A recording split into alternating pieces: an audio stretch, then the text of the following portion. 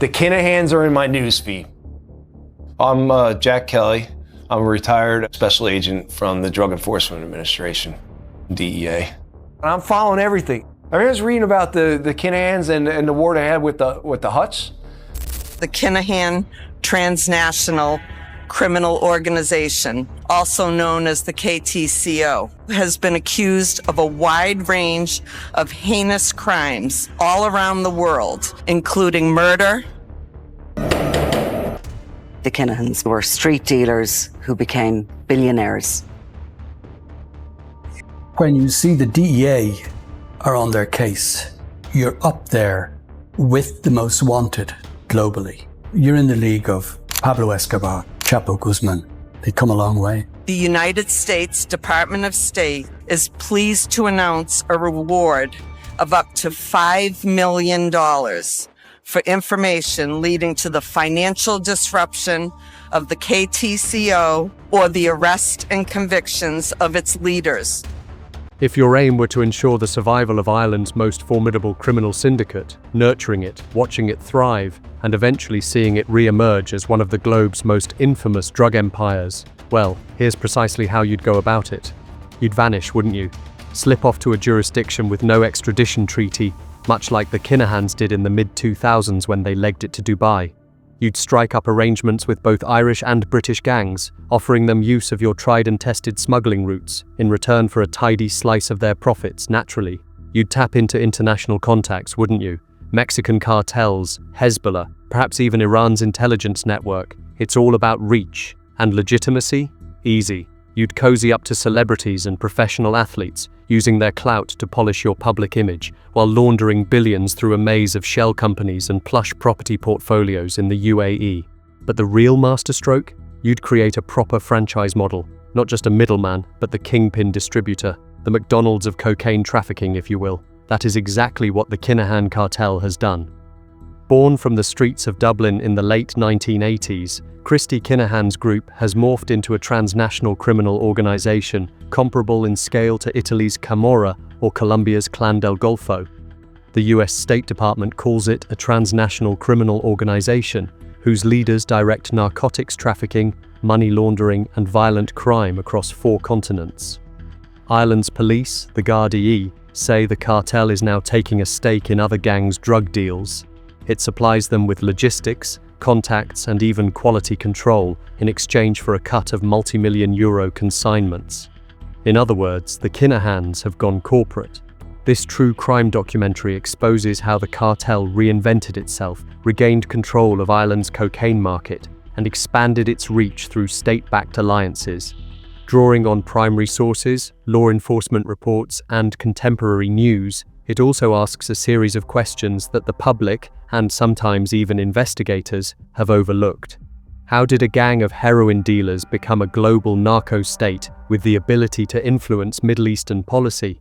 Why do celebrities continue to mix with cartel lieutenants? What happens when organized crime becomes a tool of statecraft? And why have so many aspects of the Kinahan story been overlooked, under-investigated, or conveniently ignored? The Kinahan story begins in Dublin's inner city, where Kinahan built his reputation in the late 1980s on heroin deals, fraud, and smuggling. Irish intelligence records show he served prison time in the mid-1980s for possessing a large heroin shipment. In prison, he learned foreign languages, forged contacts, and hardened his network. Upon release, he relocated to the Netherlands and Spain, jurisdictions with lax attitudes to narcotics trafficking, and began building a sophisticated distribution network. By the late 1990s, as Ireland's Celtic Tiger economy boomed and cocaine demand surged, Kinahan upgraded from street dealing into transnational trafficking. He adopted a decentralized cell structure, delegating day-to-day risks to lieutenants while preserving strategic control, money, and contacts. His sons Daniel and Christopher Jr. were groomed to run the logistics and enforcement arms. This shift from local gang to cartel mirrored the internationalization of Irish organized crime. With distribution hubs in Spain's Costa del Sol and the Netherlands' port of Rotterdam, the group aligned itself with Colombian and Mexican suppliers and began importing multi-ton loads of cocaine and heroin into Europe. money laundering became a core pillar. The cartel ran shell companies and cross-border investments to wash proceeds. It invested in property, hospitality, and legitimate businesses to mask its illegal cash. While Christie remained the strategist, his eldest son Daniel emerged as the public face. By the early 2000s, Daniel portrayed himself as a boxing promoter, forming MTK Global, originally MGM. The company managed fighters such as Tyson Fury and Billy Joe Saunders, providing the cartel a veneer of respectability. Daniel Kinahan, the biggest fight in British boxing history, has just been agreed. Get up there, my boy! Behind the scenes, Daniel managed shipments, negotiated with Colombian suppliers, and dealt with European middlemen. The Irish High Court later described him as controlling and managing operations across Europe, Asia, the Middle East, and South America. The bloodiest episode in the cartel's history began in September 2015. Gary Hutch, a nephew of Dublin gang boss Gerry Hutch, was shot dead near Marbella, Spain. This killing sparked the Hutch-Kinahan feud, a violent war that left at least 18 people dead. In February 2016, a group of gunmen disguised as police stormed the Regency Hotel in Dublin during a boxing weigh-in, killing Daniel Kinahan's associate David Byrne. The attack was intended to assassinate Daniel himself. The feud spawned retaliatory murders, bombings, and mistaken identity killings across Ireland and Spain, drawing media attention to the Kinahans and forcing authorities to prioritize the cartel's dismantling. One might expect such a public bloodbath to cripple a criminal organization. Yet the feud forced the cartel to adapt. Greater Garda surveillance drove the leadership to seek safe haven abroad.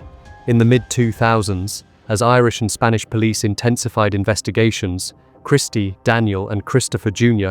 relocated to Dubai, exploiting the United Arab Emirates' lack of an extradition treaty with the European Union. From luxury villas in Dubai's Jumeirah district, the Kinahans directed operations via encrypted messaging apps while using legitimate businesses to launder revenue.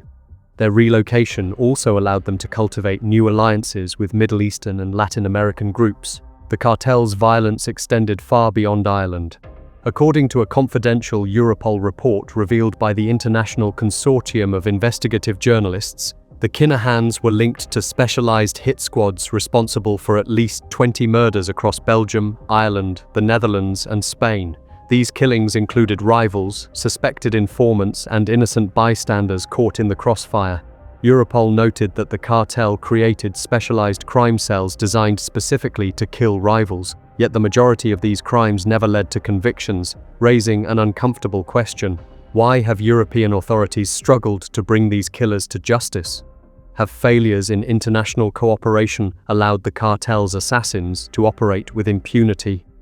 Global scrutiny intensified when the US Treasury Department designated the Kinahan transnational criminal organization as a major organized crime group in April 2022.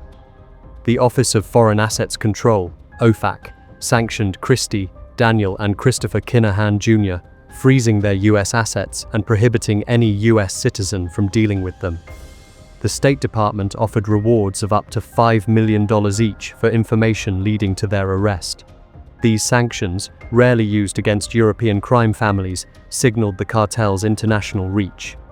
The US described the KTCO as a group engaged in drug trafficking, money laundering, and violent crime. Sanctions also targeted cartel associates such as key enforcer Liam Byrne and his logistician cohorts, further freezing their accounts and properties.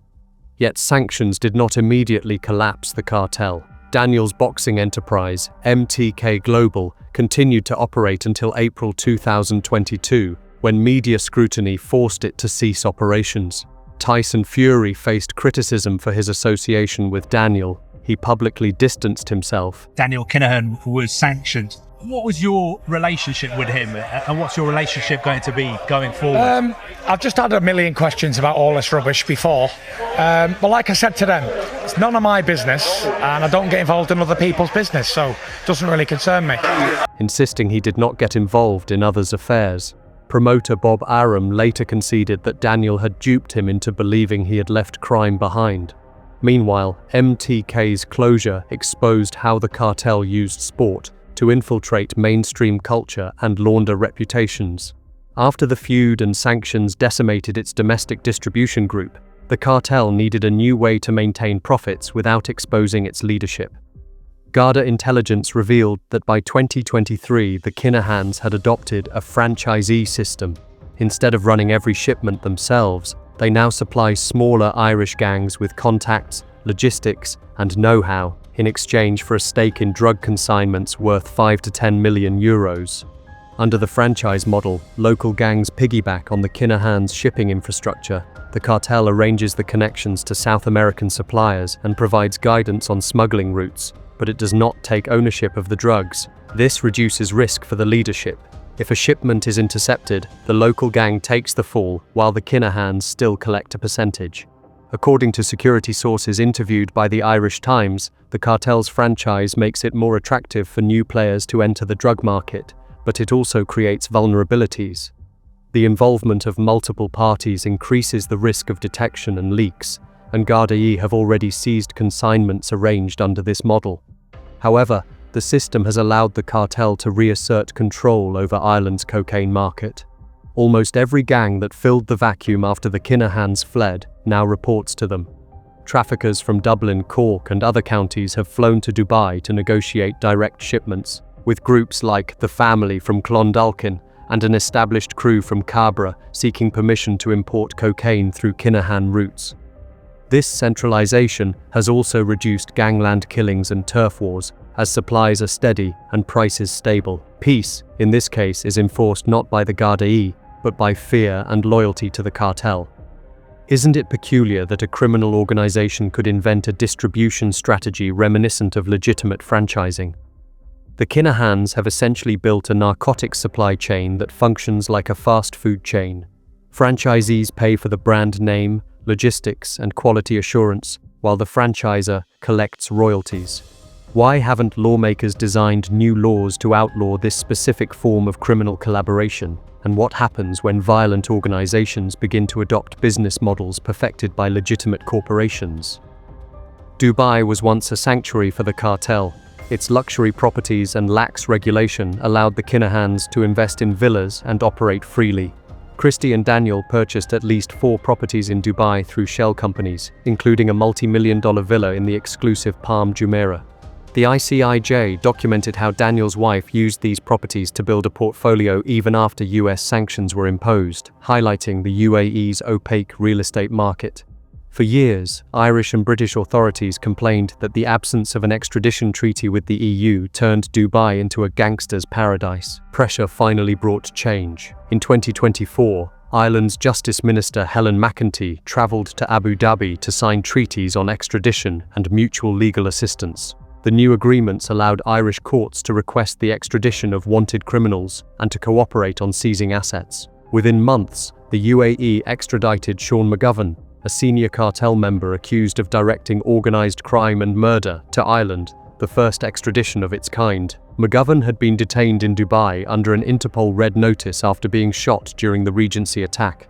His transfer required a special one-off arrangement because the treaties had not yet become retrospective. Irish authorities hope to use the treaty to extradite the leaders themselves.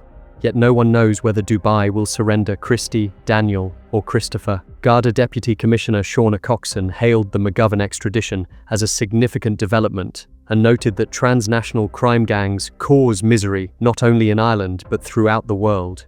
The Kinahans, sensing the new threat, have reportedly increased security and become more paranoid, traveling with armed bodyguards and limiting their movements. Rumors persist that they may relocate to Kish Island, an Iranian free trade zone beyond the reach of Western law enforcement. If they do move to Iran, will the EU or US have any legal means to pursue them?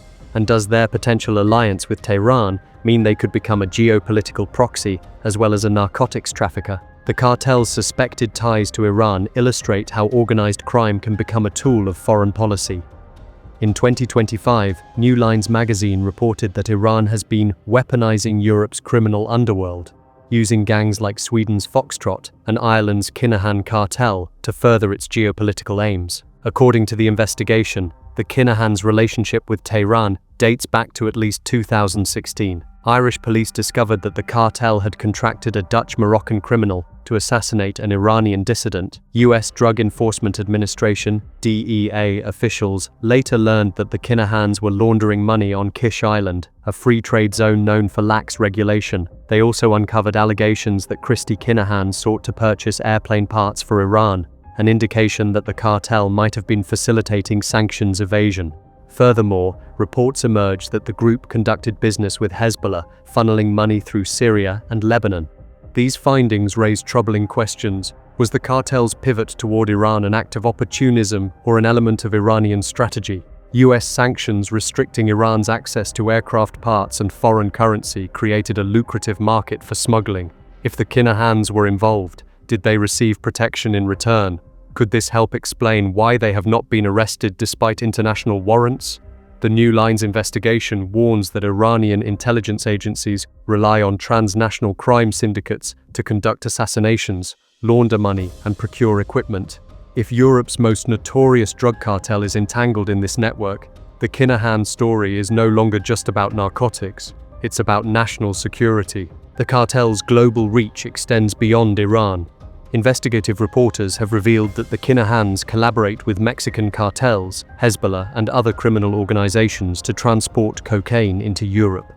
An Irish Examiner report on the 2023 seizure of the MV Matthew, a bulk carrier intercepted off the Irish coast with more than 2.2 tons of cocaine, revealed that Iranian nationals linked to Hezbollah were involved alongside Kinahan operatives. A man known as Captain Noah directed operations from Dubai, while two Iranians, Syed Hassani and Sohail Jelveh, acted as intermediaries with Hezbollah. Gardai believed the Kinahan cartel arranged the shipment as part of its franchise model, providing logistical support and international contacts. The involvement of Hezbollah underscores the cartel's willingness to partner with militant groups to secure drug routes. The New Lines investigation also notes that the Kinahan cartel may have laundered money through Syria and Lebanon, funneling funds to Hezbollah. Such alliances provide mutual benefit. Hezbollah gains access to lucrative smuggling routes and cash. The Kinahans gain protection in regions with minimal law enforcement oversight. Yet these relationships blur the line between organized crime and state-sponsored terrorism. They also raise geopolitical concerns. Could the cartel's infrastructure be used to transport weapons or components for Iran's proxies? The potential for such collaboration demands an intelligence response beyond typical narcotics enforcement. One of the most insidious aspects of the cartel is its infiltration of legitimate sports and celebrity culture. This infiltration serves two purposes. It provides cover and respectability, and it creates leverage over public figures. The story of Steven Gerrard is instructive. In January 2024, British and Irish media reported that former Liverpool footballer Steven Gerrard had become a grandfather. His daughter had a child with Lee Byrne, son of Liam Byrne, a senior Kinahan associate. Gardai warned Gerrard that any association with the Byrne family could damage his public image and potentially compromise his safety. While there is no evidence that Lee is involved in organized crime, the connection illustrates how the cartel's social network extends into the homes of celebrities. The cartel's boxing ties are even deeper. Daniel Kinahan founded MTK Global in 2012. The company grew into a major management agency representing fighters including Tyson Fury, Billy Joe Saunders, Josh Taylor, and Carl Frampton. Fury publicly thanked Daniel for brokering his fight with Anthony Joshua, calling him a trusted advisor. After the US sanctions, Fury attempted to distance himself, insisting he was not involved in other people's business. Yet Daniel had used MTK to negotiate fights and launder his reputation. MTK eventually ceased operations in 2022 due to the scrutiny and pressure from the sanctions. Conor McGregor, the UFC star from Dublin, has also been drawn into the Kinahan orbit through family connections.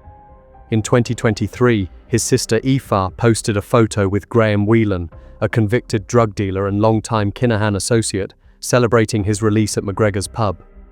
Whelan was close to David Byrne, who was killed in the Regency attack. McGregor faced allegations that he had clashed with a man linked to the cartel at a Dublin pub in 2017, sparking rumours of a feud. He denied involvement, but press reports claimed Daniel Kinahan pressured him to walk boxer Michael Conlan into the ring. McGregor refused, and Daniel allegedly leaned on him behind the scenes. The mixture of sport, celebrity, and organized crime is potent. It offers criminals access to mainstream platforms while threatening public figures with reputational damage if they refuse cooperation. Why would celebrities risk associating with gangsters? Some may be unaware of the full background, others may feel coerced. But the real question is why sports organizations and regulators allowed Daniel Kinahan, a man designated by the US as a major drug trafficker, to remain active in boxing until the sanctions. Does this reveal a lack of due diligence, or have high-profile promoters chosen to ignore warnings in pursuit of profit? When global sport is so entwined with money, what mechanisms exist to keep organized crime from buying influence? To support its operations, the cartel operates an elaborate money laundering apparatus that spans Europe, the Middle East, and the Caribbean. The ICIJ investigation into Hutch-Kinahan revealed that he used the pen name Chian Sharkin, an anagram of his own name, to write poetry and edit a prison newsletter. He later used the same alias when registering companies. This penchant for aliases reflects the secrecy with which the Kinahans move funds. Records show they set up shell companies in the British Virgin Islands and Cyprus to obscure ownership. Daniel's wife, Kawimhe Robinson, purchased a multi-million-dollar villa in Dubai's Jumeirah Gulf estates. She also bought 3 additional properties in Dubai after US sanctions were announced. The purchases highlight weaknesses in the UAE's property market, where opaque ownership structures allow criminals to hide assets. The cartel also launders money through trade-based schemes and underground banking. It uses cash couriers, encrypted phones, and crypto assets to move funds across borders. When property or accounts are frozen, it shifts operations to new jurisdictions. This agility, coupled with the difficulty of tracing offshore structures, complicates law enforcement efforts. Investigators who track the financial flows note that the cartel may have hidden $1.5 billion across multiple countries. If so, that money can continue to fund operations even when senior members are arrested. One of the few successful asset seizures occurred after Thomas "Bomber" Kavanagh, the head of the cartel's UK arm, was jailed in March 2022 for masterminding a £30 million smuggling operation. A British court ordered him to repay £1.1 million or face an additional 12 years in prison. Kavanagh, once considered untouchable, managed warehouses in Tamworth containing weapons and drugs. His conviction proved that authorities can hit the cartel financially. Yet by the time of his sentencing, the organization had already pivoted to the franchise model.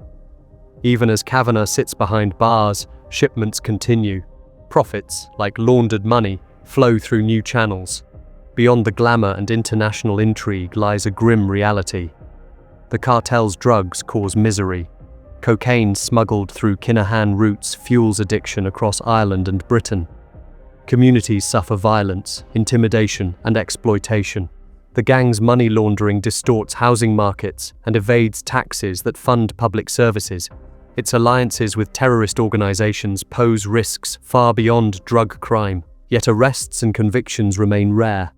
Why? In multiple murder cases linked to the Kinahans, suspects were acquitted due to witness intimidation or lack of evidence. The ICIJ reported that some murders were ordered from Dubai via encrypted phones. Law enforcement agencies often lacked access to these communications. Meanwhile, Gardaí investigating the cartel faced underfunding and legal hurdles. The absence of extradition treaties meant the leadership operated with impunity. Even after the new UAE-Ireland treaty, extradition remains discretionary. This begs the question, are some governments reluctant to press harder because of economic ties to Dubai, or because of the potential diplomatic fallout with Iran? If the cartel can relocate to Kish Island with ease, what does that say about the effectiveness of global counter-narcotics policy? This investigation raises as many questions as it answers. Why did Irish authorities ship the MV Matthew cocaine shipment's debris overseas immediately, preventing a forensic examination? Why were some of the cartel's Dubai properties not seized despite clear evidence of ownership? What intelligence did Western agencies collect on the Kinahan-Iran connection, and why haven't they released it? Who were the beneficiaries of the cartel's early investments in legitimate businesses? Why did some sports promoters ignore warnings about Daniel Kinahan until the US government publicly sanctioned him? Like the 9/11 Commission, which ignored the collapse of World Trade Center 7, Irish and European authorities have sometimes overlooked critical facets of the Kinahan story. For instance, the Hutch-Kinahan feud resulted in at least 18 deaths, yet the full list of victims is rarely acknowledged in official statements. Europol linked the cartel to 20 murders across 4 countries, but few details have been made public. A new inquiry, independent of political pressure, is needed to uncover the truth. Such a commission should investigate government collaboration. What dealings did the Irish, British, and European governments have with Dubai and Tehran regarding the Kinahans? Did intelligence agencies share information that went uninvestigated? Financial networks? How has the cartel managed to launder billions through legal systems? Which banks or institutions facilitated these transactions knowingly or otherwise? Sports infiltration. How did regulators allow a major crime figure to become a leading boxing promoter? What reforms are needed to keep criminal money out of sport? State crime nexus. What is the extent of the cartel's cooperation with Iran and Hezbollah? Does this collaboration constitute state-sponsored organized crime? Victim compensation. What reparations are owed to communities ravaged by Kinahan drugs and violence? Answering these questions requires transparency and bravery. It may also require confronting uncomfortable truths about how modern states interact with organized crime. The Kinahan cartel shows that drug cartels are not just gangs. They are corporations with political connections, media strategies, and global supply chains. They thrive in the grey areas of international law and exploit the reluctance of nations to cooperate fully. To defeat them, governments must treat them not only as criminals, but as global non-state actors akin to terrorist organizations. Despite years of investigations, sanctions, and arrests, the Kinahan cartel remains resilient. It has reinvented itself as a franchising narco corporation, regained control of Ireland's cocaine market, and integrated itself into geopolitical power plays. Its leaders are wanted in multiple countries, yet they continue to operate from overseas safe havens. New extradition treaties have raised hopes of bringing them to justice, but there is no guarantee these will be enforced. For now, the cartel enjoys an uneasy peace enforced by fear and supply stability, but history suggests that this calm is temporary. Turf wars may erupt again if the franchise model weakens or if rivals challenge the cartel's monopoly. Iran's involvement could drag the cartel into conflicts far beyond Ireland. The infiltration of sport and celebrity demonstrates how organized crime seeks legitimacy and leverage in mainstream culture. The Kinahan files tell a story of evolution, adaptability, and unresolved justice. They reveal how a family of Dublin criminals built a global empire by leveraging business acumen, state alliances, and social capital. They also illustrate the limits of law enforcement in a world where crime, politics, and business intersect. Until the unanswered questions are addressed, the cartel's victims, from overdose deaths to communities terrorized by violence, will continue to pay the price, and the world will remain fascinated by, and fearful of, the criminals who turn themselves into a brand.